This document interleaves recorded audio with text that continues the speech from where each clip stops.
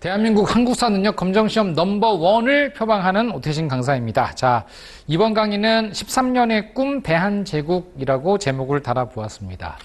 13년의 꿈이라고 한 이유는요, 우리나라가 경술국 출당한 게 1910년이거든요.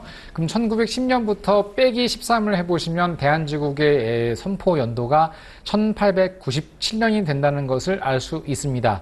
그래서 1897년에는요, 당시 상황이 독립협회가 만들어진 지 1년째가 되던 해였고요. 그리고 어느 때보다도 절실하게 자주 독립국이라고 하는 걸 표방하면서 근대화를 함께 달성해야 하는 어려운 시기였다고 볼 수가 있습니다. 독립협회와는 처음엔 잘 지내다가 나중에 독립협회가 중추원이라고 하는 기구를 의회로 개편해달라는 형태의 헌의육조를 올린 이후 갈등이 심화되었습니다. 그래서 왜냐하면 우리나라는 헌법이 만들어지고 그 이후에 의회가 개설되지는 못한 상황에서 그런 경험이 전무한 상태에서 말이죠. 왕조 체제에 대해서 도전하는 것처럼 이게 보여졌기 때문입니다. 물론 그렇죠, 당연히. 그래서 결국 일단 독립협회가 정부 대한제국에 의해서 강제로 해산되게 이른다. 그래서 처음에 이제 중요하게 여겨지는 게 이제 정치 부분이거든요. 그래서 정치에서 우리 대한제국의 13년의 꿈. 그래서 목표는 뭐냐면 자주적인 다른 말로 독립이라고 하는 걸 유지하면서 자주적으로 근대 국가화 되어야 하는 것을 목표로 하고 있었다. 그래서 자주적인 근대 국가화의 목표인데 이 방법에 있어서의 속도에 문제가 있었어요. 당시 고종을 비롯한 정부는 구본 신참이라고 하였습니다. 구본 신참은 좀 온건하게 좀 느리게 가자는 얘기인 거죠. 그래서 구본, 옛 것을 근본으로 해서 서양의 제도를 절충한다는 뜻으로 구본 신참이라고 했던 반면 방금 공부한 이 독립협회 관민공동회에서는요, 그러니까 민들이죠. 민들 입장에서는 또 일부 진보적인 관료 입장이죠. 여기 주로 어디예요? 일본과 미국을 다녀온 사람들이거든요. 이런 박정희와 같은 진보적인 지식인 관료 집단들과 일부 계몽된 민들은 구본신참이 아니라 일본의 메이지 유신을 따르는 그런 급진적인 개혁을 요구했던 겁니다. 그게 바로 의회를 설립하겠다라는 그런 목표였던 것이죠. 그래서 이런 부분에서 이제 충돌을 했기 때문에 결국은 이 구본신참을 표방했던 대한제국에 의해서 이쪽 세력들이 일단은 해산을 당하게 되었고 그 주동자들이 체포되기에 이르렀던 것입니다. 그래서 이때 해산되고 체포됐던 인물 가운데 여러분들이 잘 알고 있는 사람 가운데는 청년 이승만이 여기에 있습니다. 그래서 이승만은 그 당시에는 이런 만민공동회나 관민공동회에 이끌었던 지도자였다. 그래서 미국 유학파였던 것이죠. 그래서 이런 박정향도 미국 공사였고 이승만도 미국을 다녀온 사람들이기 때문에 이 근대화에 있어서의 가장 중요한 모델은 미국이었다고 볼 수가 있겠습니다. 자, 그런 이제 이런 상황 속에서 정부가 추진했던 일은 무엇인가? 그 내용을 연도별로 한번 정리해 보도록 하겠습니다. 1897년 정치 부분에 있어서는 말씀드린 대로 아까 환궁하였죠? 어디로 환궁했나요? 경복궁이 아니고 운궁, 그죠? 덕수궁으로 환궁을 하게 됩니다. 그래서 우리 정부는 덕수궁, 경운궁으로 환궁을 하게 되었고, 이때 연호를 광무라고 얘기를 하게 됩니다. 광무라는 연호는 군사력을 앞으로 강화하겠다라는 어떤 의미가 여기 담겨 있고요. 그리고 방금 얘기한 것처럼 환구단에서 황제 직위식을 거행하면서 국호를 대한제국이라 하였습니다. 대한제국이라고 한 이유는 대한이라는 뜻은 삼한이 큰 한이 되었다라는 뜻입니다. 그래서 고구려 백제 신라가 다시 큰 하나의 한이 되었다라는 삼한일통이라는 개념이 여기 적용된 거예요. 고구려 백제 신라가 하나가 되었다는 뜻으로 대한이라고 하였고, 그리고 제국이라고 한 이유는 황제가 다스리는 국가다라는 걸 표방한 것입니다. 이게 이제 굉장히 중요한 맥락이 되겠죠. 왜냐하면 제국을 표방했던 것이지 민국을 표방한 게 아니었기 때문입니다. 제국과 민국의 차이는, 제국은 말씀드린 대로 고종이 주인인 나라가 제국인 것이고 민국은 국민이 주인인 나라가 민국이 되는데 고종 황제는 황제가 주인인 나라를 만들고 싶었던 거예요. 그런데 독립협회는 뭡니까? 민들이 주인인 나라를 만들고 싶은 그런 운동을 전개한 거죠. 왜? 일본, 미국 출신들이니까 일본, 미국은 의회가 있고 국민들의 기본권이 보장되는 대통령 중심 국가이며 선거를 통해서 대통령을 선출한다는 걸 이미 익히 알고 있었기 때문이에요. 박정양이나 이승만은 이미 미국에서 오랫동안 생활했던 사람들이기 때문에 공화국 체제를 이미 접했던 사람들입니다. 박정양과 이 이승만 같은 사람들. 그러니까 이런 제국과 충돌할 수밖에 없었던 거죠. 그래야 대한제국 정부는 이런 이승만 등을 체포하고 나중에는 사형 판결까지 내게 됩니다. 이승만은 그래서 사형수였어요. 그래서 이러한 운동이 충돌하면서 1898년에는 독립협회와 충돌하면서 독립협회 해산령을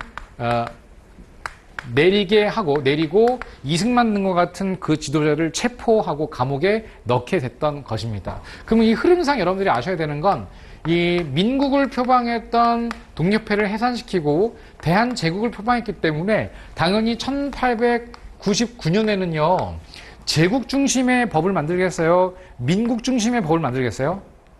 예, 제국 중심의 법을 당연히 만들 겁니다. 그 증거는 독립협회 해산이 그 증거를 할 수가 있겠죠. 그래서 만들어진 대한제국의 헌법을 대한국 국제라고 하였습니다.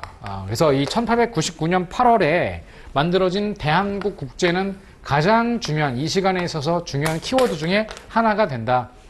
국제라는 건 나라의 제도라는 뜻입니다. 그래서 우리나라의 어떤 제도가 무엇이냐라고 했을 때 대한국제는 재차관하시고 황제 중심의 전제국가이다. 그래서 대한국 국제는 황제 중심의 전제군주 국가이다라는 걸 표방했다는 거. 이게 가장 중요한 내용이라 볼 수가 있겠죠. 그래서 민국운동을 탄압하면서 의회 개설을 허락하지 않습니다. 불허합니다. 의회를 개설하자라는 사람들을 체포하고 감옥에 넣고 그리고 대한국 국제를 제정하게 됐던 거지요. 그러면 97년에 황 하셨고 환공, 환구단, 황제즉위식 그리고 98년엔 민국 의회를 개설하라는 그런 독립회의를 탄압하고 자 99년이죠. 99년에 제정된 게 대한국제입니다. 그럼 대한국제는 몇 년입니까? 대한국제니까 99년이 되는 거죠. 대한국제 99년. 여러분들 죽을 때까지 안 까먹는 연도 암기 방법이죠. 그래서 대한국제는 99년에 제정되었다. 마음이 너무 앞서갔어. 그래서 대한국 국제 제정까지 해서 황제 국가 체제에서 우리는 망했던 거예요. 그래서 1910년에 나라가 망할 때 이 황제가 주권을 갖고 있었기 때문에 주권을 가진 황제가 일본 천황에게 나라를 넘기는 문서를 쓰면 그걸로 나라가 넘어간다고 생각을 했던 것입니다. 이게 황제 국가의 단점이에요. 황제가 쓰러지면 그 나라도 쓰러진다라고 생각을 했던 것이죠. 여러분들 장기판이나 체스하게 되면은 다 죽어도 황제만 살아남은 진 거 아니잖아요. 근데 황제 무너지면 죽는 거죠. 그 장기판과 체스가 황제 국가의 가장 단점을 잘 보여주는, 특징을 보여주는 게임이라고 볼 수가 있습니다. 그래서 황제 중심의 국가가 무너지면, 황제 중심의 국가가 멸망하는 건 황제가 무너지면 멸망한다. 알겠죠? 그게 단점이에요. 근데 민국은요? 백성, 국민 한 사람이 죽는다고 하더라도 그 민국이 무너지나요? 아니죠. 그게 민국의 장점인 것입니다. 그래서 국가의 독립과 자주성을 지키기 위한 방법은 황제 체제가 아닌 민국 체제로 바꿔가는 건 당연한 거예요. 그게 훨씬 유리했다라는 것입니다. 무슨 얘기인지 아시겠죠? 대통령이 쓰러져도 대통령이 죽으면 나라가 망합니까? 아니죠. 대통령을 바꾸면 되는 거죠. 그게 공화국의 장점이 되는 거예요. 근데 황제 국가는, 왕조에서는 왕이 쓰러지면 그 나라는 망하는 거거든요. 여기까지 이해가 되시죠? 네, 이게 가장 중요한 내용이라고 볼 수 있습니다. 그래서 대한국제는 99년이고 그 흐름은 97년 황을 했고 98년에 해산을 했고 99년 국제를 만들면서 황제 중심의 국가 체제를 표방했다는 거, 이게 중요하겠죠. 그래서 거기 보면 대한제국의 99년 파트 보시면 대한국 국제라고 나와요. 거기 보면 전제군주제를 표방하였다라고 정확하게 쓰여 있죠. 그래서 그 위에 대한국 국제 제2조 대한제국의 정치는 만세불변의 전제정치이다라고 정확하게 쓰여 있다는 거. 이게 대한제국의 헌법입니다. 여기까지. 자, 두 번째 외교 파트 공부하도록 하겠습니다. 자, 외교에서 여기 외교라고 쓸게요. 자, 외교에서는 우리나라의 그 황제국, 제국 선포를 가장 먼저 승인한 나라는 일본이 됩니다. 그래서 일본이 가장 먼저 우리나라 대한제국을 승인했어요. 일본이 승인을 한 배경에 대해서는 이 제국체제를 승인하는 것이 일본에게 매우 유리하다는 판단이죠. 왜? 황제만 쓰러뜨리면 대한제국을 먹을 수 있으니까. 그리고 일본에 대한 여론이 안 좋은 상태에서 일본은 그 우리나라의 이 반일 감정을 억누르거나 좀 완화하려고 대한제국 선포를 가장 빠르게 승인을 한 것입니다. 당시 미국이나 러시아 등은 우리 대한제국을 승인하지 않고 있었거든요. 근데 일본이 이걸 빠르게 승인했다는 것은 일본의 우호적인 여론을 조성하기 위한 목적도 있었다고 봐야 되겠죠. 한편 1899년에는요. 대한제국을 수립 선포한 이후에 청나라와의 외교 조약을 다시 수립을 하게 돼요. 그 다음에 1900년, 그 다음에 1902년, 그 다음 1904년 이렇게 한번 볼게요. 1900년은요, 일본과의 관계에서 다시 한번 뭔가 화두가 되고요. 다시 1902년에는 청나라와의 관계에서 뭔가 화두가 되고요. 다시 1904년에는 일본과의 관계에서의 외교적 화두가 존재합니다. 계속되는 청일 순서예요. 이때 청나라와의 관계에서 중요한 건 대등한 입장에서의 한청수호 통상조약의 체결입니다. 그래서 한청조약이라고 약수를 하겠습니다. 한청조약은 이전에 조청 상민 수육 무역 장정과 분명히 다르죠.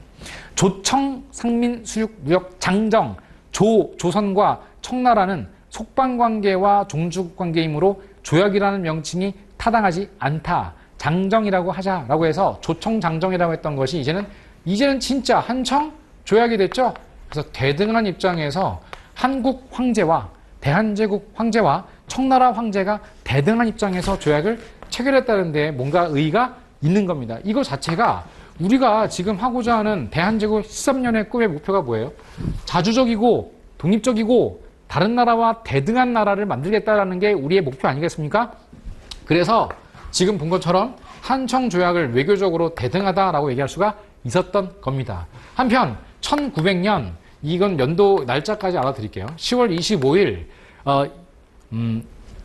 일본과의 조약에서 일본과의 관계에 중요한 의미가 있는 게 바로 독도를 우리 영토로 명확하게 선포했다는 것입니다. 이게 바로 대한제국 칙령 41호를 통해서예요. 대한제국 칙령 41호의 내용을 읽어드리도록 하겠습니다. 1900년 10월 25일 독도에 대한 대한제국 칙령 제41호인데 군청 위치는 태하동으로 정하고 구역은 울릉도 전체와 죽도, 석도를 관할 일이라고 써 있습니다. 죽도, 석도에서 여기서 석도가 바로 독도를 의미하는 말이에요. 아니 독도가 왜 석도입니까? 라고 하는데 사실 이 석도라는 표현은 돌섬이라고 하는 우리말을 한자로 옮긴 거예요. 그래서 돌석자에 섬도자를 썼는데 이 돌섬이라고 불렀던 석도를 돌석자 써서 도자와 합쳐서 돌도라고도 불렀고 이 돌도가 나중에 발음상 독도가 됐던 것입니다.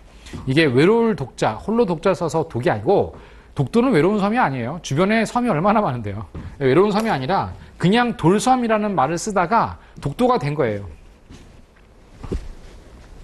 그래서 독도에 대한 내용이 바로 이것이죠. 칙령 제41호. 그래서 10월 25일 제1공화국 이승만 정부 때는요. 이승만 대통령 때 10월 25일을 독도의 날로 정하자라고 얘기를 했다고도 합니다.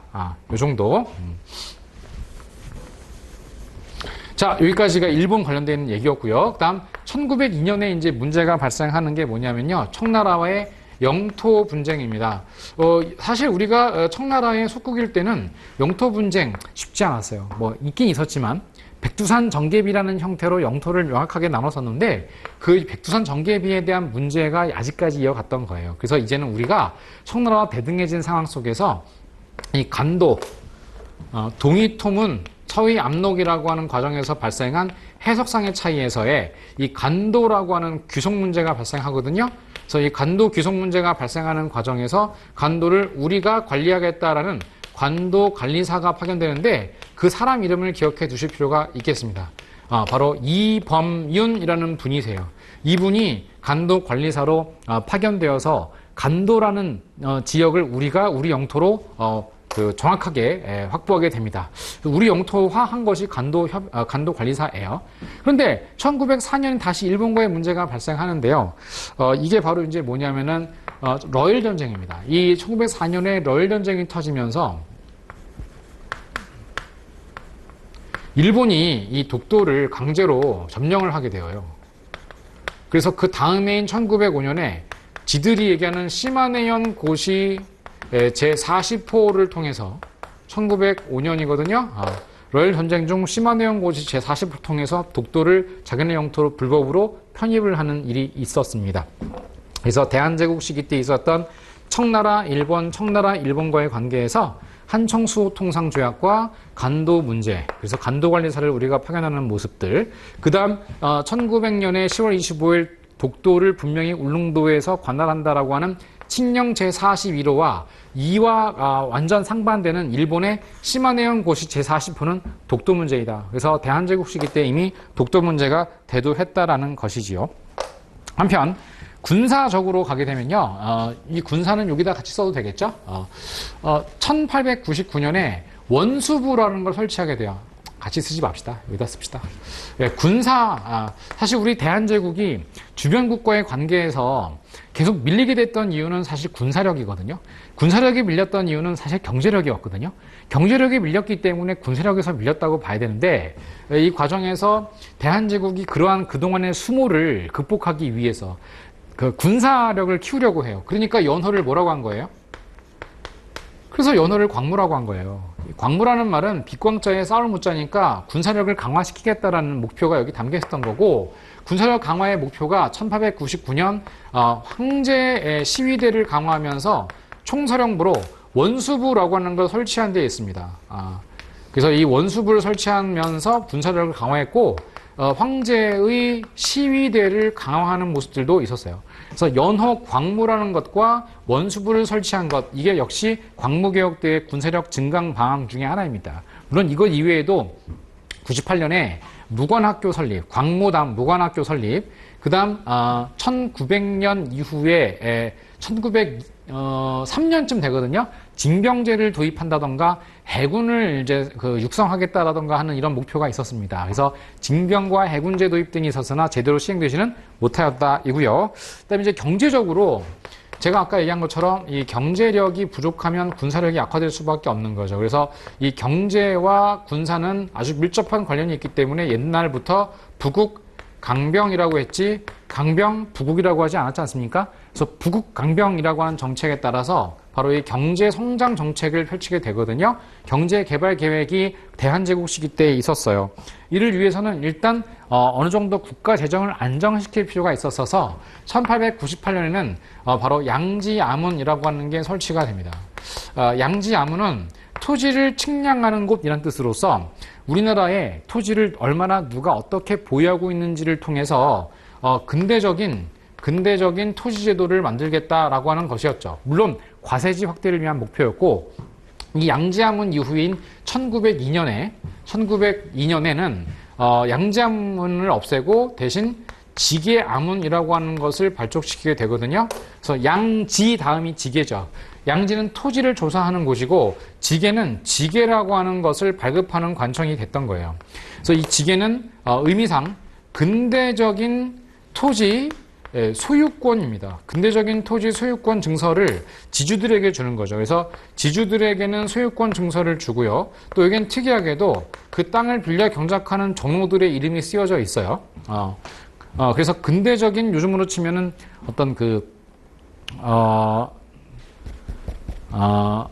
토지 소유권 등기부등본이라고 생각하시면 됩니다. 그래서 이런 것들을 발급을 했는데, 1904년에 일어난 러일 전쟁의 여파로 인해서 이 근대적 토지 소유권 발급이 결국 중단이 되고 말았어요. 이 중단된 걸 여러분 기억하시고, 이게 나중에 일제시대에 토지 조사 사업이 시행되는 그런 하나의 배경이 된다. 그래서 일제가 국군 강탈 이후에 너희 나라는 근대적인 토지 소유권 제도가 확립되어 있지 못하잖아. 그래서 일본이 해주겠어. 그 이유가 러일 전쟁 때문에 중단된 것이었습니다. 그것으로 인해서 결국은 토지조 사업을 제대로 시행하지 못해서 일제에게 그 공을 넘겨주게 되면서 우리나라가 마치 찐따 취급을 당하게 됐던 것입니다. 한편 이제 문화적으로 정리를 해보면요, 문화. 한능검에서 자주 물어보는 게 사실은 이런 것도 있지만 문화이거든요. 그럼 이 문화라고 하는 건 뭐냐면 여러 가지 뭐 교통, 통신, 건축, 뭐 신문 등등등 이런 것들을 이제 통합하는 건데 여기서는 주로 교통과 통신 요 것들을 이렇게 중심으로 공부합니다. 자, 우리가 뭐 자주 나오진 않았지만 98년에는 우리나라 최초로 전화가 개통이 되었어요. 전화. 그래서 전화벨이 울리기 시작한 게 98년부터입니다. 그래서 처음에는 전화가 한 대밖에 없어가지고 거는 사람이 누구였냐면 왕이죠. 그래서 고종 임금만 전화를 걸었어요. 나머지는 그냥 그걸 받는 거였고 고종에 걸 수도 없었고, 그러니까 마치 요즘으로 치면은 그냥 일종의 삑 이런 거죠. 그런 게 전화였고, 그 전화가 개설된 게 그 덕수궁 내에서입니다.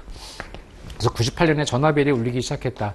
989898989898 이게 바로 전화고요. 따르릉이 아니고. 그다음에 이제 교통기관이 이제 99년인데 여기는 꼭 기억해야 될 게 뭐냐면은 철도입니다. 철도 가운데 경인철도예요. 그래서 인천과 서울 왔다 갔다 하는 철도인데 이게 이제 인천 서울이라는 표현을 안 쓰고 뭐라 했냐면 제물포에서 출발해가지고 노량진까지 하루에 2번씩 왔다 갔다. 그러니까 총 4회 운행을 했다고 합니다. 시간은 약 1시간 30분 걸렸다고 하고요. 그래서 이 경인철도가 들어왔는데 이 경인철도는 말 그대로 그 증기기관차입니다. 그래서 그 증기기관차 모스, 처음에는 이제 미국인 모스라는 사람이 부설권을 획득했는데 자금난 때문에 일본인들에게 넘겨주게 되어서 1899년 일본인 회사에 의해서 요 경인철도가 개통이 되었다고 합니다. 요게 이제 그 중요한 우리나라 최초의 철도가 되겠고요. 또 전차라고 하는 게 있어요. 자, 이 전차는 서대문부터 청량리까지 운행을 했고 말 그대로 그 모노레일 같은 겁니다. 이 지상에 다니는 전차 아시죠? 그 샌프란시스코 가면 지금도 전차가 있거든요. 그게 바로 그 전차예요. 그래서 출발지는 서대문이었는데 그래서 서대문에 이 전차 보관소가 있었습니다. 서대문 바깥에 그 성벽이 이렇게 있을 때 성벽 바깥에 전차를 보관하는 그런 이렇게 천막 같은 걸 덮어놓고서 전차가 쉬어가는 보관하는 창구가 있었다고 해요. 이것도 원래 누구였냐면 바로 모스입니다. 그래서 한성전기회사라고 하는 걸 만들어서 모스에 의해서 전차가 서대문 청량리까지 운행을 하기 시작했다고 하죠. 그래서 철도와 전차가 1899년입니다. 대부분 철도는 일본인데 그 시작은 모두 사실 미국에서부터 시작했었다는 거. 하지만 자금난 때문에 철도를 모스가 결국 일본에게 넘겨주게 되는 거죠. 그래서 1899년이니까 1 더하기 8, 9죠? 그래서 철도하면 999입니다. 우리가 을하철도 999 이렇게 외우죠? 근데 저는 이것을 경인철도 999라고 외우라고 해요. 경인철도 999, 1899, 전차도 999. 그래서 철도든 전차든 움직일 때 999, 999, 999, 999, 이렇게 움직이죠? 그래서 99년입니다. 그래서 철도 999, 전차 999, 전화는 98989898, 그죠? 그래서 98년 전화벨을 울리고 철도 999, 전차 999. 그래서 일본 경인철도 999. 모스가 일본에게 넘겨주었다. 전차 모스가 한성전기회사를 중심으로 해서 콜브란 다시 콜브란과 함께 만든 것. 이게 한성전기회사라고 하는 것입니다. 그래서 미국 모스와 콜브란이 함께 한성전기회사 설립해서 운행하기도 하였다. 이런 내용이 담겨 있죠. 그 밑에 여러분들 사진으로 잘 나와 있는 게 보이시죠? 그다음에 1900년에는 만국 우편연합에 가입을 하였다. 그래서 외국으로 그 편지를 보낼 수 있게 되었어요. 그래서 만국 우편연합이라고 하는 거, 이런 게 이제 만들어진 게 이때이고, 또 1900년에는 만국 박람회, 이게 어디였냐면 파리거든요. 그래서 파리 엑스포, 그 파리 엑스포의 상징이 에펠탑이에요. 그래서 이 에펠탑을 우리가 직접 거가서 볼 수가 있었다는 거. 이런 게 그 파리 엑스포의 상징입니다. 그래서 1900년에 만국 박람회, 또 만국 우편연합 등에 가입한 게 1900년의 일이었다. 그래서 이게 대한제국의 꿈입니다. 정상국가 그리고 대등한 국가로 인정받기 위한 우리 대한제국의 그런 그 노력들을 여기서 엿볼 수가 있어요. 그래서 저는 이것을 13년의 꿈이라고 얘기를 드리고 싶습니다. 다음 페이지 보시면 이런 대한제국 13년의 꿈이 어디서부터 비롯되는가? 어딥니까? 중심지가 덕수궁이죠. 그래서 대한제국 법궁이 덕수궁입니다. 덕수궁. 경복궁은 이제 안 가요. 왜 안 가는 줄 아세요? 거기서 왕비가 시해당했잖아요. 불길한 곳이죠. 그래서 경복궁은 대원군이 만든 곳으로서 결국 명성황후의 무덤이 됩니다. 대원군과 명성황후가 서로 사이가 안 좋았죠. 그래서 그랬는지 모르겠어요. 대원군의 저주가 있는지도 모르겠습니다. 그래서 대원군이 만든 경복궁에서 사이가 좋지 않았던 명성황후가 그곳에서 2번이나 죽었습니다. 왜? 한 번은 이모군란 때 죽지 않았음에도 불구하고 시아버지인 대원군에 의해서 죽었다라고 선포가 되고, 두 번째는 바로 일본인들에 의해, 그래서 일본인들에 의해 진짜 시해당하면서 돌아가시게 된 불길한 곳이 경복궁이었어요. 그 이름과는 완전 반대죠, 그 운명이. 그래서 결국 불길했던 고종은 아관파천 이후에 덕수궁으로 돌아오게 되어서서 덕수궁이 바로 대한제국의 법궁이 됐던 겁니다. 그럼 조선의 법궁은 경복궁이지만 대한제국의 법궁은 어디예요? 덕수궁이 된 겁니다. 그래서 우리가 덕수궁을 경운궁이라고도 하는데 그곳을 고종의 궁호를 따서 고종의 궁궐이라고 하는 뜻으로 덕수라고 불렀던 거예요. 고종이 곧 덕수거든요. 고덕입니다. 고덕. 그래서 덕수궁에는 어떤 건물들이 있는가? 일단 덕수궁을 가보신 분들은 아시겠지만요. 안 가보신 분들도 많이 계시죠, 아직. 서울시청 앞 그 잔디밭 광장 있잖아요. 그 잔디밭 광장에서 신호등 하나만 건너가면 덕수궁이에요. 궁궐 같지도 않아요, 어떻게 보면. 다니다 보면. 경찰이 그냥 이렇게 서 있죠. 서울시청 앞에서 맨날 경찰 버스가 있어서 잘 여러분들이 못 봤을 수도 있어요. 근데 그 정문을 보면 정문에 뭐라고 써 있습니까? 덕수궁. 덕수궁 정문에 뭐라고 써 있습니까? 제가 그 페이지 100페이지에 써 있는데 덕수궁 정문이 바로 대한문입니다. 선생님 대한문 아니에요? 멍청하네. 그게 아니라 이게 원래 이름이 대안문이에요. 그냥 크게 뭔가 편안하게 하게 하기 위한 문이다 이런 뜻으로 대한문이라고 한 것을 나중에 이름을 대한문으로 바꾼 겁니다. 왜? 대한제국 선포했으니까. 그래서 대한제국 선포해서 대한문이 되었다. 대안문이 대한문이 된 겁니다. 그래서 대한문이 있고 또 고종이 이곳에서 죽었거든요. 왜? 고종의 궁궐이라 했죠? 그래서 고종이 살려고 들어갔던 곳이 대한문인데 죽어서 나왔죠? 그게 바로 함령전입니다. 그래서 이 함령전이라는 곳에서 고종이 1919년 1월 21일 식혜 먹고 죽었어요. 그래서 여기에서 함령전에서 식혜를 먹고 고종이 죽었구나. 이게 1919년 1월 21일인데 그 결과가 뭐였는 줄 아십니까? 3.1운동입니다. 그래서 1919년 3.1 운동이 일어나게 된 계기가 바로 이 덕수궁 함령전에서 승하하였기 때문이에요.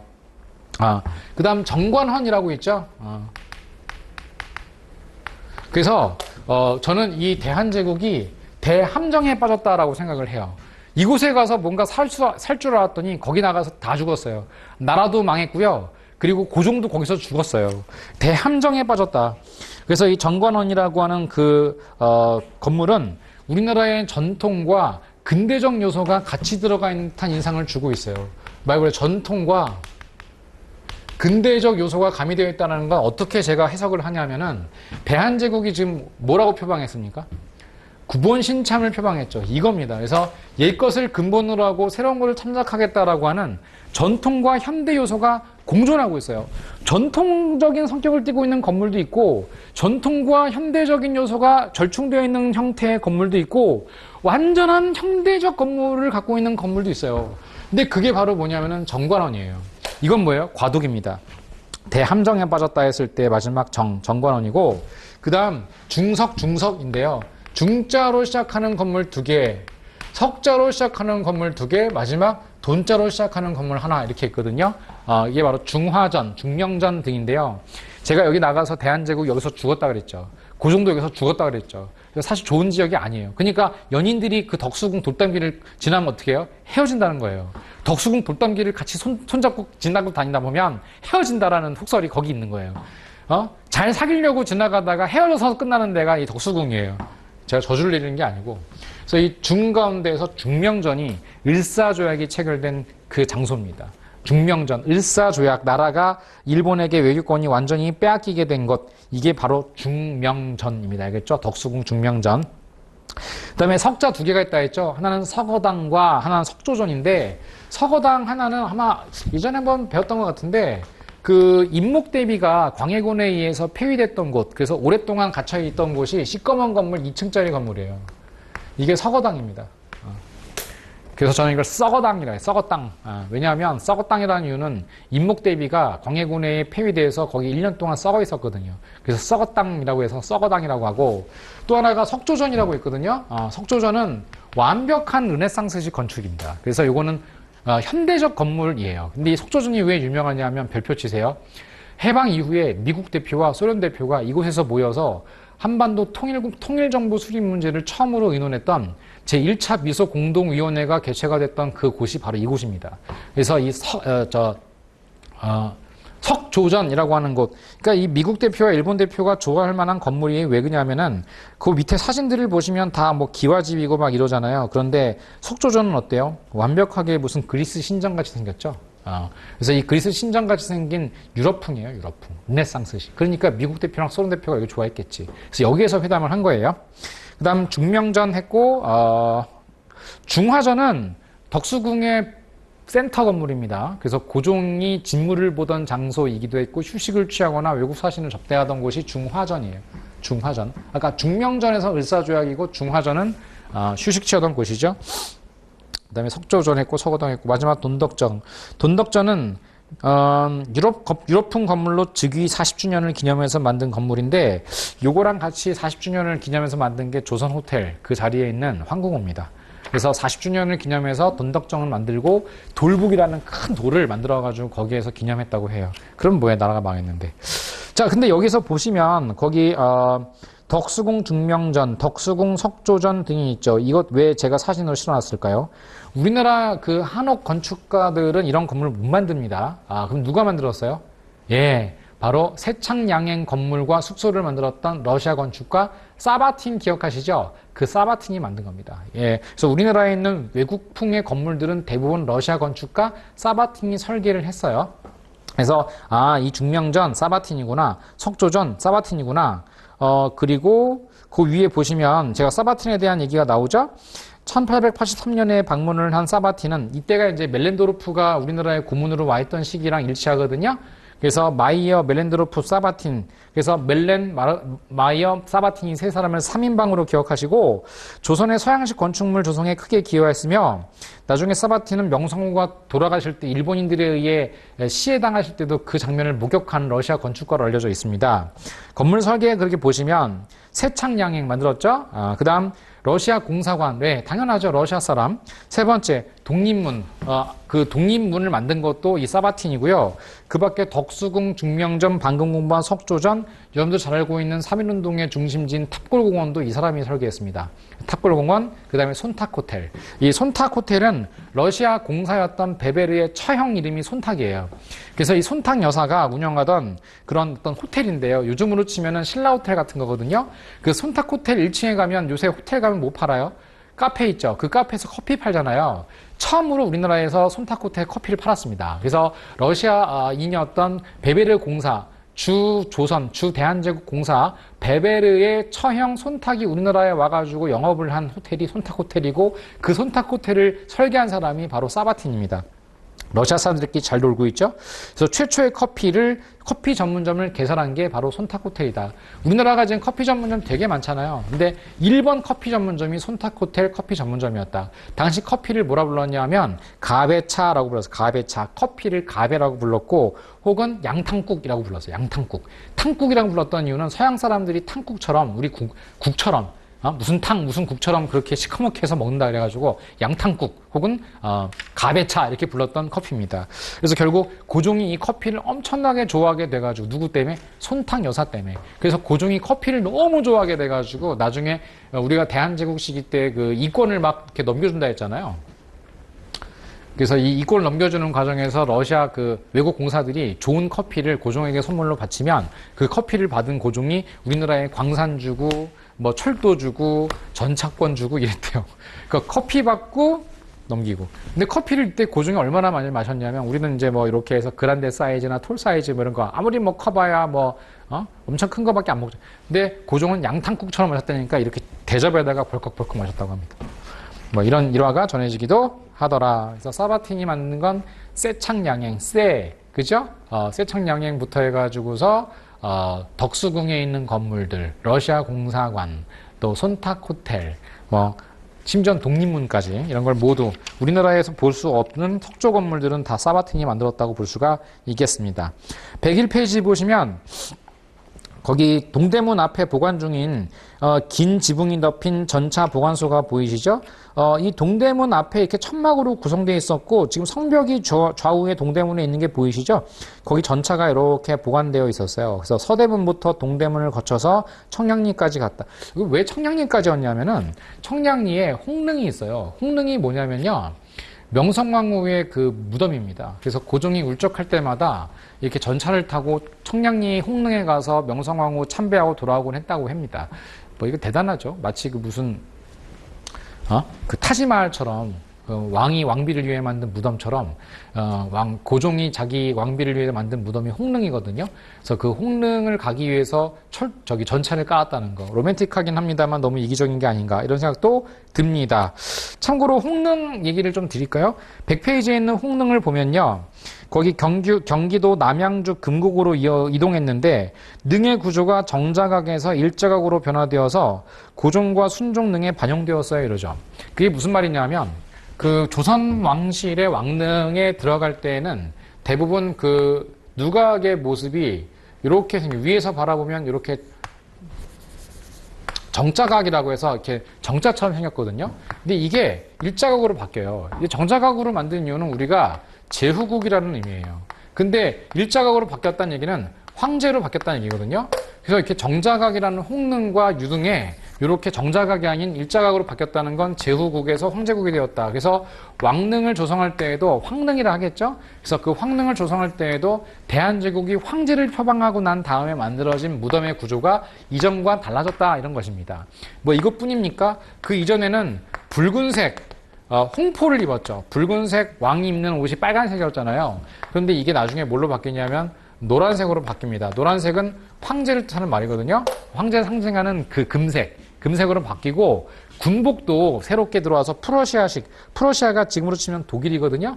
독일 황제가 입는 군복 모습으로 바뀌었어요. 그래서 그 밑에 보시면 고종 황제 어진에서 홍룡포가 아니라 황룡포로 바뀌었다는 건 노란색 그 용포로 바뀌면 황제 때의 그 그림이라는 거고, 또 거기 보면 황제즉위 이후 변화된 황제 복장이 이렇게 제복을 입고 칼을 차고 이렇게 휘장을 차고 있죠. 이런 건 다 프러시아식으로 황제를 선포하고 난 다음에 일이었다라는 것입니다.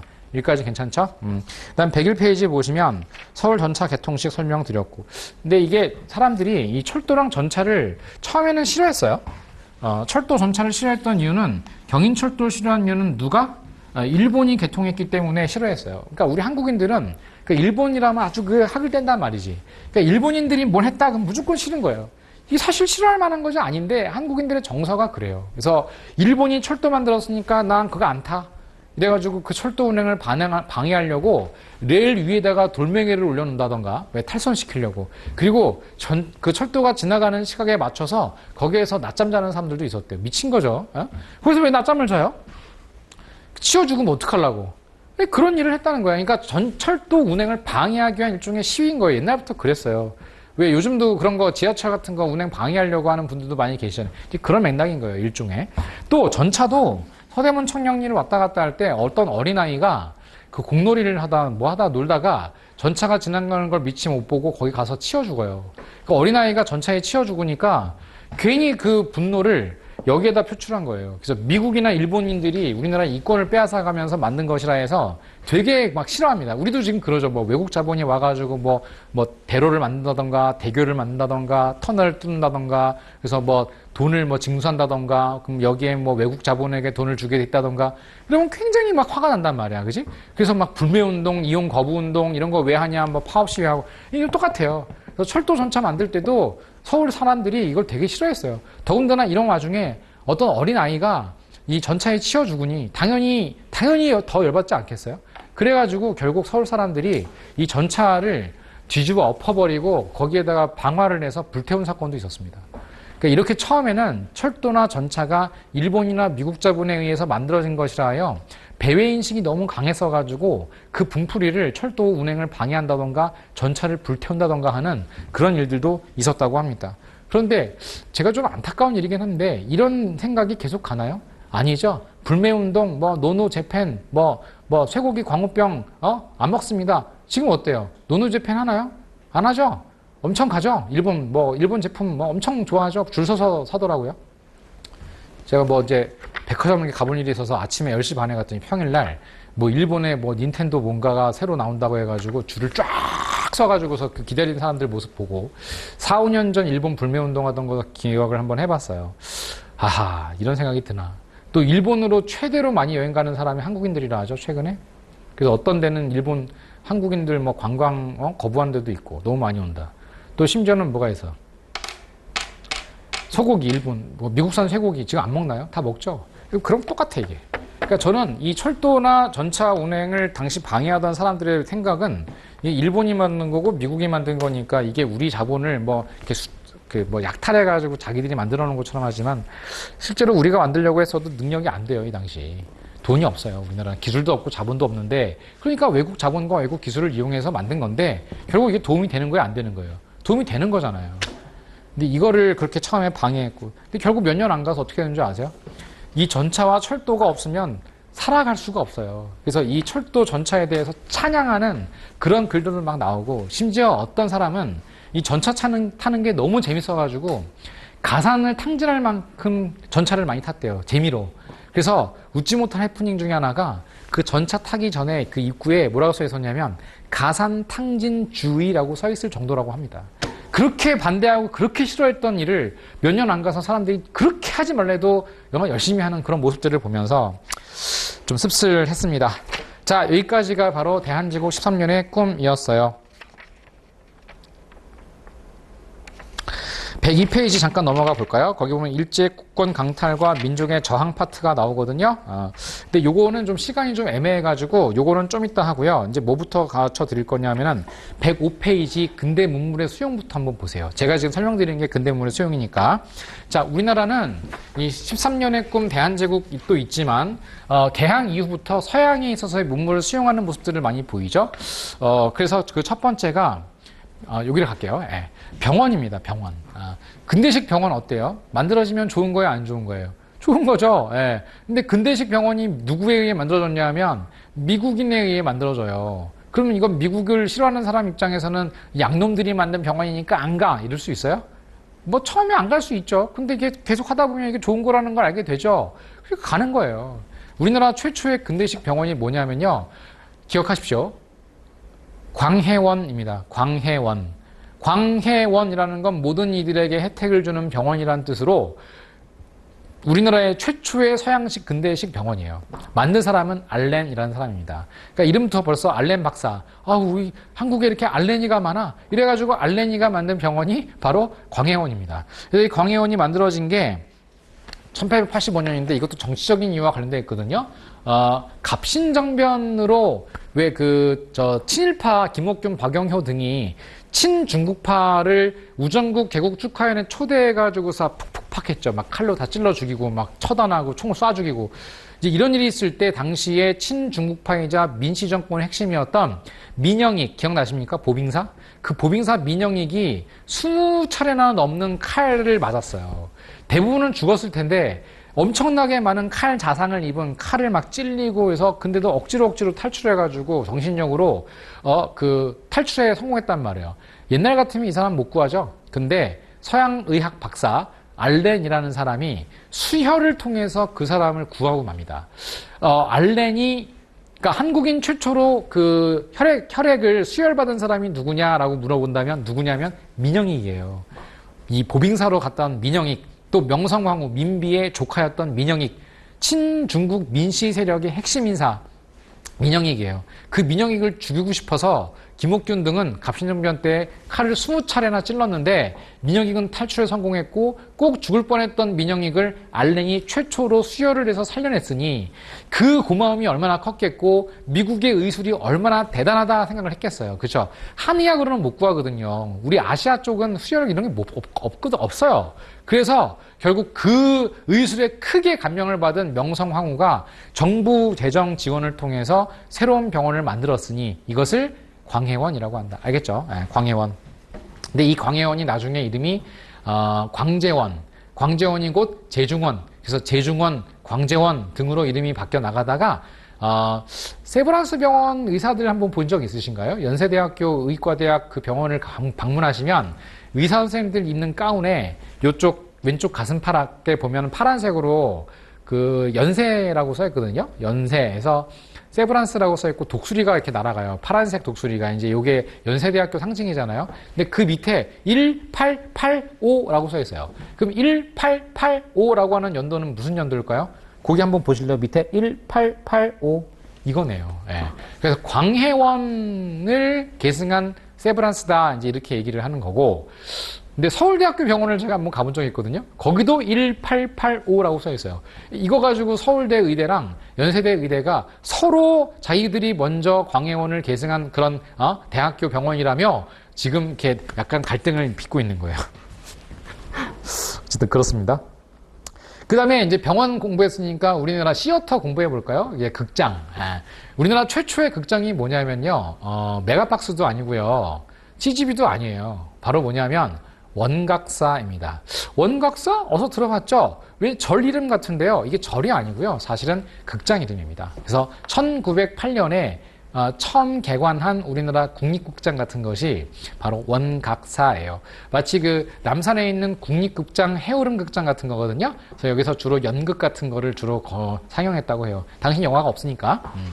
그래서 연극을 주로 상영하던 곳이 원각사인데 이것을 최초의 서양식 극장 원각사라고 해요. 이게 개관된 연도가 1908년이거든요. 그러면 대한제국 시기 때죠. 우리나라 국권이 이제 무너져 가던 시기인 1908년에 원각사라는 최초의 서양식 극장이 만들어졌고, 그럼 원각사가 개원된 배경이 뭘까라고 한다면 이제 문화사에서 원각사가 나오겠지? 이건 나오는데 이제 문화사에서 이 원각사의 그 개관기념 공연작이 뭐냐면요. 당시 그 이인직이라는 사람인데 이 사람 친일파거든요. 이인직은 친일파예요. 이인직이 쓴 은세계라고 하는 신소설이 있어요. 이 은세계를 신소설을 상연한 것입니다. 연극으로. 이 은세계 내용은 근대화를 찬양하는 내용이에요. 그러니까 우리나라의 조선의 그 한국의 전통을 무시하고, 그러니까 이제 뭐 예를 들어 의병 같은 거 있죠. 의병 투쟁하는 사람들을 이 사람들이 도적대들도 꽤 많아요. 그러니까 의병이라고 해놓고서 도적대들도 많았어요. 실제로 도적이 남의 물건을 빼앗으러 갈 때 뭐라고 하겠어요? 부자들 거 뺏으면서 야 이거는 네가 일본과 거래하면서 획득한 재물이니 내가 좀 가져가겠다 이렇게 가져가는 거거든요. 그럼 도적이죠 뭐. 근데 그거를 의병 투쟁에 쓰겠다 그럼 의병이고 의병 투쟁에 쓰겠다 하고 가져갔는데 의병 투쟁에 안 쓰면 도적인 거지 뭐. 그러니까 의병이고 도적대들인데 당시에 그런 사람들도 많은데요. 그래서 이때 이런 전통과 의병 투쟁에 대해서 무시하는 내용이 나와요. 왜냐하면 주인공이 일본을 다녀온 사람들이거든요. 그래서 이 일본 유학을 다녀온 사람들이 이렇게 의병들을 만나가지고서 의병들을 꾸짖어요. 니들이 도적이지 의병이냐? 말로는 의병이지 실제로는 도적 아니냐? 그래가지고 의병들이 이 사람들을 이렇게 살해하려고 하는 그런 모습들이 나타나면서 당시 은세계의 모습이라고 하는 거는 우리나라의 전통을 되게 야만적인 것, 의병 투쟁을 야만적인 것으로 보고 일본이라는 그런 사회를 문명사회로 보면서 이 야만 사회에 살던 사람들이 일본 사회에 가서 유학하고 공부하고 돌아와서 깨우쳐가지고 우리나라에 와가지고서 우리나라의 전통을 무시하거나 꾸짖는 이런 이야기입니다. 근데 알고 보면 어찌 보면 기분 나쁘잖아요, 그죠? 근데 그거를 연극으로 만든 거예요. 그래서 우리나라의 연극은 사실은 독립적인 무슨 애국적인 그런 내용들이 별로 없고 전통 문화를 조금 극복해야 한다. 우리 멸시하거나 우리 문화를 이렇게 야만시한 그런 내용들이 꽤 많습니다. 그래서 이인직의 신소설 은세계를 공연했던 그런 그 극장인데 1914년에 화재로 몽땅 다 불타버렸어요. 아마 누군가 방화를 한 게 아닐까 싶기도 해요. 왠지 아세요? 국군 강탈 이후에 일본 제국주의의 식민지를 미화하는 그런 연극도 많이 상연됐기 때문이 아닐까. 그러니까 누군가 불을 일부러 낸 게 아닌가 하는 생각을 해봅니다. 그래서 이게 없어졌어요. 14년에. 한편 신문사에 대한 얘기를 해보겠습니다. 신문사는 우리나라 신문사 이건 꼭 나오거든요. 그래서 정리해 두십시오. 일단 신문사는 한성순보라고 하는 게 시작이 되어요. 그래서 한성순보였다가 주보가 되거든요. 순보라는 건 열흘에 한 번 발행했는데 주보가 되면 7일에 한 번 발행하는 걸로 바뀌죠. 그리고 순보는 순한문이었는데 주보는 어떻게 돼요? 국한문 혼용으로 바뀌게 됩니다. 그래서 요 순보와 주보의 차이를 아시면 좋겠고, 이 한성주보는 특히 꼭 기억하셔야 될 내용 중에 하나가, 이게 자주 내는데 최초로 여기에 그 신문에 상업 광고가 게재가 되었어요. 상업 광고. 그래서 이 상업 광고를 게재한 주체가 누구냐면 세창양행 사장님이 누구였죠? 독일인 마이어였죠. 그래서 마이어가 이 한성주보에 자기네들이 운영하는 회사가 몇 개 있잖아요. 그 회사, 뭐 세창양행도 있고, 또 그래서 양곡을 운행하는 것도 있지만, 뭐 화약을 만들어서 돈을 찍기도 하고, 또 자전거도 만들어 팔고, 막 이랬단 말이야. 그래서 세창 마이어가 이 상업 광고를 여기에 게재한, 그게 바로 한성주보라는 거. 이게 가끔 나옵니다. 그럼 한성주보 다음에 이제 나오는 게 뭐냐면, 최초의 민간신문인 독립신문이에요. 그래서 이 독립신문 그러면 순한글 신문이거든요. 그럼 드디어 순한글 신문이 나왔다. 근데 이거는 그럼 민중을 계몽하기 위한, 왜냐하면 순한글이라는 거는 독자층이 그 일반 민중들이라는 거지 양반들이 아니라는 거거든요. 그래서 민중 계몽을 위한 목적으로 만들어진 것으로서 독립협회의 기관지 성격을 띠고 있습니다. 그래서 우리나라 최초의 민간 신문이다. 그 다음에 이제 독립신문 다음에 뭐냐면 황제신문을 외우시면 돼요. 그래서 황성신문과 제국신문 두 가지가 있거든요. 그럼 황성신문은 황제를 위한 신문이니까 요거는 조금 그 신분이 좀 높은 사람들을 대상으로 발행한 정부의 관보예요. 그래서 대한제국의 정부 기관지가 황성신문이고, 이 황성신문에는 을사조약을 규탄하는 장지연의 시라 방성대곡이 게재되기도 했다. 한편 황성신문 밑에 제국신문이 있어요. 황제. 제국신문은 순한글 신문입니다. 순한글이면 누굴 위한 신문? 하층민을 대상으로 하는 신문, 일반 민들이죠. 그 가운데서 누구냐면 여자들을 대상으로 발행한 신문이에요. 그래서 제국신문은 서민층과 부녀자를 대상으로 한 신문이고, 이게 정치적인 논설보다는 대부분 일반 대중의 계몽을 위한 계몽기사 등이 많이 게재가 되었어서 특히 제국신문 등은 일본인들이 발행한 일본인 신문 한성신보라고 있거든요. 한성순보 주보는 우리 거, 한성신보는 일본인 거거든요. 그래서 이 한성신보와 격렬한 논쟁을 전개하기도 했던 것이 바로 이 제국신문이었다고도 합니다. 마지막 두 개, 대한매일신보와 만세보 등이 있는데, 대한매일신보에 별표 치시면 돼요. 대한만세로 끝나죠? 그래서 독립신문 다음에 황제신문, 황제신문 다음에 대한매일신보, 대한매일신보 다음에 만세보로 끝납니다. 그래서 서울, 이게 지금으로 치면 서울신문이죠? 한성, 독립, 황제, 대한, 만세입니다. 그래서 이런 신문들이 이렇게 차례로 발간을 하는데, 대한매일신보는 특히 1904년이라는 게 좀 중요해요. 이게 러일전쟁 때에 러일전쟁을 취재하기 위해 왔던 종군 기자, 영국의 데일리 크로니컬이라는 신문이 있는데, 그 신문의 아시아 상해 특파원이 바로 에르스트 베델이라는 사람이 있었어요. 그래서 이 에르스트 베델이 러일 전쟁을 취재하기 위해 우리나라에 종군해 옵니다. 종군 기자로. 근데 이 베델이 봤을 때 러일 전쟁 과정에서 일본인들의 한국인들에 대한 잔악행위가 너무나 극심했던 거예요. 그래가지고 이것 때문에 일본에 대한 분노가 이제 발생합니다. 제가 그랬죠. 역사라는 건 분노와 원한이 에너지라고. 그래서 이 베델이 막 분노가 일어나서 이 일본인들에 대한 어떤 안 되겠다. 이거는 내가 일본인들의 만행을 세상에 알려야겠다. 이래가지고서 원래 몸담고 있는 본지인 데일리 뉴스의 요구를 거절하고 본인이 사직서를 내고 우리나라에서 신문을 만듭니다. 그럼 우리나라의 신문 이름이 뭐가 되냐면 데일리 뉴스에서 근무했죠. 그래서 코리아 데일리 뉴스가 된 거예요. 그럼 코리아 데일리 뉴스를 번역하면 뭐가 돼요? 대한 매일 신보가 된 겁니다. 그래서 코리아 데일리 뉴스 영문판도 있고요. 한글판, 코리아 데일리 뉴스 한글판이 대한매일신보고, 그래서 영국인 베델이 신문사 사장으로 있었기 때문에 당시 일본인들의 검열을 받지 않을 수가 있었던 겁니다. 그래서 거기 보면 통감부 언론 검열을 피할 수 있었고, 그 신문사 정문에는 영국인이라는 치유권 특권을 내세우는 일본인 출입 금지라는 팻말을 걸어놓고 있기도 했다. 근데 영국인이다 보니까 실제로 신문을 발행할 수가 없잖아요. 그래서 한국인 논설가들이 필요했는데 그게 누구냐면 세 사람이 있어요. 아주 중요한 사람 세 사람이 양기탁, 박은식, 신채호입니다. 그래서 이 대한매일신보에서 활동했던 분 세 분이 양기탁, 박은식, 신채호인데 처음에는 양기탁이 주필이었어요. 양기탁은 나중에 국채부상운동을 주도하는 사람이고 통감부에 의해 구속되는 사람입니다.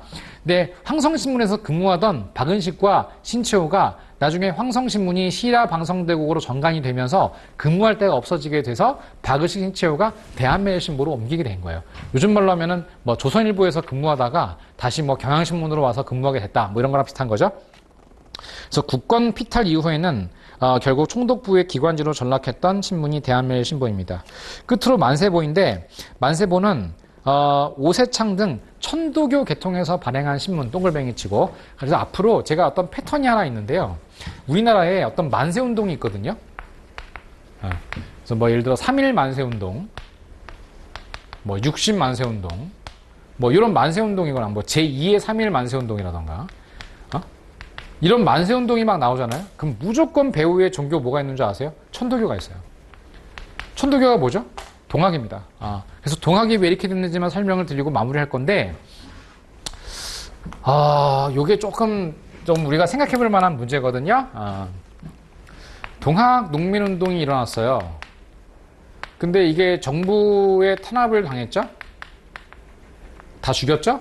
많이 죽였고. 그래서 동학의 생존자들이 일본으로 망명을 한 사람들이 있었어요. 이제 그게 누구냐면 일진회를 만든 이용구 같은 사람입니다. 이용구가 일본 망명해 보니까 일본은 국민의 기본권을 굉장히 보호해주고 보장해주는 되게 좋은 나라였단 말이야. 국민들을 함부로 우리나라처럼 죽이지 않아. 근데 우리는 왕조 질서라서 왕조다 보니까 국민들을 막 죽여. 그래서 일본 망명 귀국한 이후에 친일이 되어요. 친일이 되면서 우리는 이런 조선 왕조를 없애고 일본과 하나가 되어야 되겠다 해서 일진회를 만들고, 일진회 소속의 사람들이 동학 출신들이 많았거든요. 동학에서 시작을 하죠. 동학 출신들이 친일파가 꽤 많이 되었어요. 그래서 이 일진회가 되면서 동학 내에 시천교라고 하는 종교를 하나 만들게 되어요. 자, 이게 문제가 됐죠. 동학이 지금 뭐가 됐어요? 일부가 친일파가 됐죠. 이것 때문에 동학 사람들이, 동학 출신들이 이제는 반조선, 정부적 성향을 띈 것뿐만이 아니라 친일파가 아니냐라는 비판까지 받게 되었어서, 이것 때문에 결국은 손병희라고 하는 사람이, 손병희가 이 시천교와 일진회에 대항하겠다 하면서 동학에서 따로 떨어져 나와가지고 천도교를 만들었던 거예요. 시천교에 대항한다 해서. 그래서 이 천도교 만든 다음에 이 일진회를 규탄하게 됩니다. 이 과정에서 만든 신문이 만세보인 거예요. 이제 알겠죠? 그래서 거기 보면 천도교 인사였던 오세찬 등 천도교 측에서 발행을 했고, 이러다 보니까 만세보는 일진회의 매국 행위를 누구보다 앞장서서 비판할 수밖에 없었다. 왜? 같은 한 형제였고 뿌리였기 때문입니다. 일진회가. 그래서 일진회가 동학에서 나와서 친일파가 되며 오히려 한일 합방을 청원하거나 을사조약을 찬양하니까 동학 출신 또 다른 항일적 성향을 띤 손병희, 오세창 등이 천도교를 만들고 만세보를 만들면서 이런 일진회를 규탄하는 그런 도구로 활용했었다라는 것입니다. 106페이지 잠깐 볼까요? 교육기관. 근대적인 교육기관이 바로 이제 원산학사, 동문학사, 유경공원 등이 있는데요. 우리나라 학교가 바로 이 세 가지가 있어요. 그래서 원산, 동문학사. 그래서 원산은 근대적인 사립학교입니다. 그래서 83년에 만들어진 최초의 근대적인 사립학교로 개화파 덕원부사 정현석, 이게 원산의 옛날 지명이 덕원이거든요. 그래서 덕원 부사였던 정현석과 서북경략사 어윤중 등이 함께 만든 함경도 덕원 원선 주민들과 만든 사립학교다. 그래서 이게 1번 근대식 사립학교고, 동문학사는 멜렌도르프가 만든 외국어 통역관 양성소예요. 그래서 동문이라고 불렀던 이유는 통역권 양성한다는 뜻으로 같을 동자에 그럴 문자를 썼던 것이고, 그다음에 이제 동문학사를 없애면서 미국 유학생, 미국 선교사들이 왔죠. 그게 바로 헐버트, 길모어, 벙커잖아요. 헐버트, 길모어, 벙커 이 세 사람이 내한함으로써 만든 학교가 유경공원이다. 유경이라는 건 영재를 교육한다는 뜻이고 공원이라는 뜻은 공립학교라는 뜻입니다. 그래서 크게 두 개의 클래스가 있었는데 하나는 좌원, 하나는 우원. 그러니까 레프트 클래스, 라이트 클래스가 있었는데 그 레프트 클래스는 젊은 문무관 똑똑한 사람들이고 라이트 클래스는 똑똑한 유생들. 이 유생이 뭐냐면은 고관들의 자제들, 추천 입학생입니다. 그래서 공부해서 들어간 데가 좌원이고 추천해서 들어간 데가 우원이다. 그래서 이때 이 교편을 잡았던 헐버트가 이 유경공원 교재로 3인 필지라고 하는 한국어로 되어 있는 교재를 집필한 게 1890년이니까 내한한 지 4년 만에 국어로 우리 글로 된 교과서를 만들 정도로 우리 글을 잘 연구한 사람이 헐버트였다. 그래서 원산, 동문, 유경공원. 그래서 유경공원은 연도가 원산 하면 3이죠? 3, 83. 그 다음에 동문학사, 같은 시기죠? 83년. 유경공원은 86년이 됩니다. 그리고 외국인 선교사가 와서 만든 학교가 있었는데 80년대부터 주로 개신교 교단이 중심이 되어 선교 목적으로 사립학교를 설립하는데 남자 학교로는 아펜젤러가 만든 배제학당, 여자 학교로는 스크랜턴이 만든 이화학당이 있습니다. 그래서 최초의 여성 전문 교육기관이 이화학당이다. 문학적으로 보면 새로운 문학 신체시와 신소설이 있는데 신체시 하면 시죠. 대표작이 해에게서 소년에게입니다. 뜻은 바다에게서 소년, 바다와 소년이 서로 대화하는 내용을 최남선이 1908년에 소년이라는 창간호에 게재를 한 것으로 알려져 있어요. 해에게서 소년에게니까 소년 잡지 창간호 기사입니다. 시인 거죠. 그래서 최남선 1908년 해에게서 소년에게 소년 잡지 창간호 특집입니다. 그래서 소년에게니까 소년 잡지에 또 해에게서 소년에게니까 8글자죠. 그래서 1908년.